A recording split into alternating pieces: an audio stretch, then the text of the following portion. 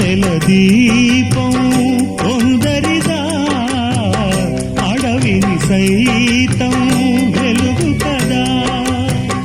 వెన్నెల దీపం కొందరిదా అడవిని సైతం వెలుగు కదా ఎల్లలు లేని చల్లని గాలి అందరి కోసం అందును కాదా ప్రతి మదిని లేపే ప్రభాతరాగం పదే పదే చూపే ప్రధాన మార్గం ఏది సొంతం కోసం కాదను సందేశం